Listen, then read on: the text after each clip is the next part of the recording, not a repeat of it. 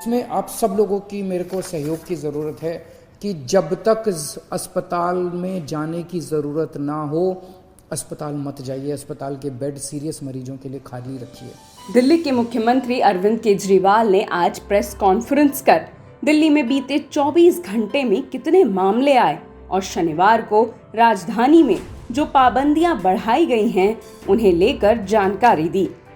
मुख्यमंत्री ने बताया कि दिल्ली में कोरोना की चौथी लहर बेहद खतरनाक है और बहुत तेजी से लोग इसकी चपेट में आ रहे हैं।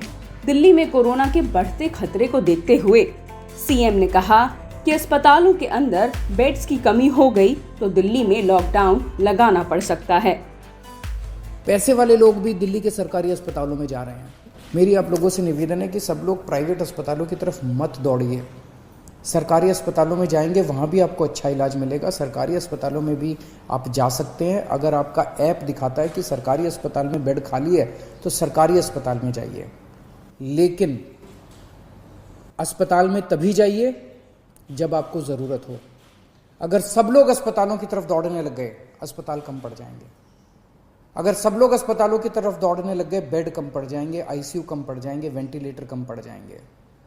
तो अगर आपको अस्पताल की ज़रूरत है तभी अस्पताल में जाइए, वरना होम आइसोलेशन में रहिए।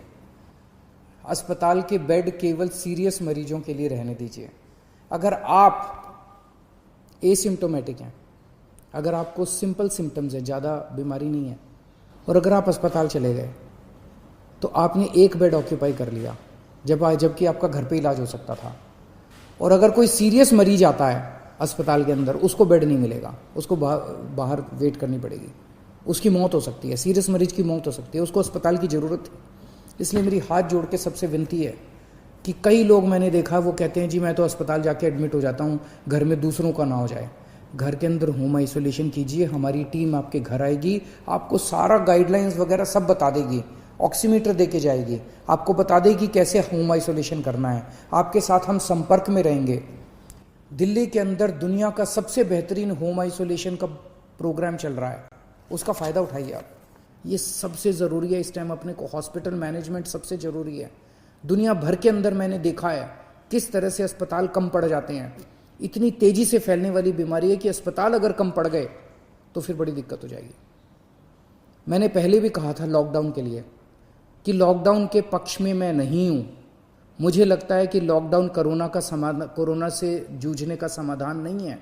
लॉकडाउन किसी भी सरकार को तब लगाना चाहिए जब उसकी अस्पतालों की व्यवस्था कोलैप्स कर जाए और उसको ज़रूरत हो कि लॉकडाउन से कोरोना की गति धीमी हो जाती है।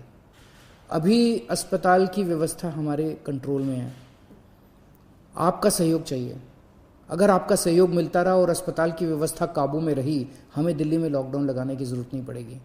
लेकिन अगर अस्पतालों के अंदर बेड्स की कमी होने लग गई और अगर अस्पतालों के अंदर बेड्स नहीं मिलने लगे तो कहीं ऐसा ना हो कि दिल्ली में लॉकडाउन लगाना पड़े। हम दिल्ली में लॉकडाउन लगाना नहीं चाहते, आपका सहयोग चाहिए।